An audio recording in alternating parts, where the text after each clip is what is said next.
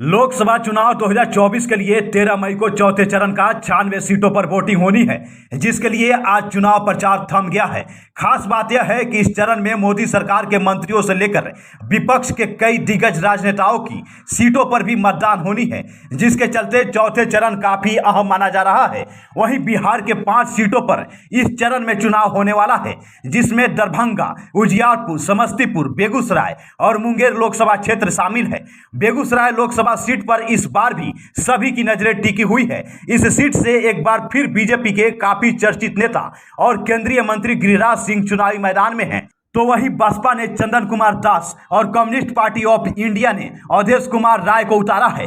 इंडी गठबंधन के तहत यह सीट सीपीआई के खाते में गई है। बता दें कि पिछले चुनाव में इस सीट से सीपीआईएम ने कन्हैया कुमार को टिकट दिया था, हालांकि वो पूरी तरह से हार गए थे।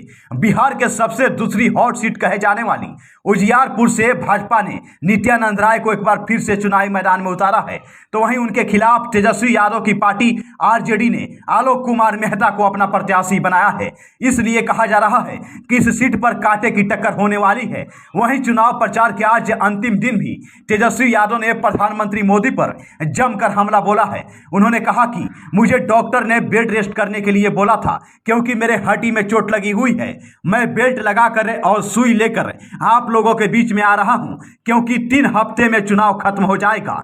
जब हमें डॉक्टर ने बेड रेस्ट करने की सलाह दी, तब मैंने डॉक्टर से कहा कि जब तक मैं मोदी जी को हटा नहीं देता, तब तक मैं बेड रेस्ट नहीं लूंगा। तेजस्वी को बेड रेस्ट की जरूरत नहीं है, बल्कि पीएम मोदी को बेड रेस्ट की आवश्यकता है। तो वहीं दूसरी तरफ प्रधानमंत्री मोदी ने भी राहुल गांधी पर निशाना साधते हुए कहा कि चुनाव के बाद कांग्रेस इस बार विपक्ष भी नहीं बन पाएगी, क्योंकि उनके शहजादे की उम्र से भी इस बार के चुनाव में कांग्रेस को कम सीटें मिलने वाली है।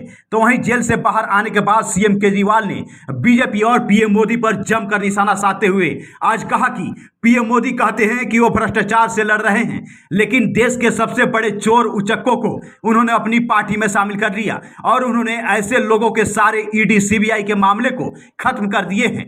मैं पीएम मोदी से कहना चाहता हूं कि अगर भ्रष्टाचार के खिलाफ लड़ाई लड़ना चाहते हैं तो केजरीवाल से सीखिए। पीएम मोदी देश के सारे नेताओं को खत्म करना चाहते हैं, वह 1 नेशन 1 लीडर चाहते हैं।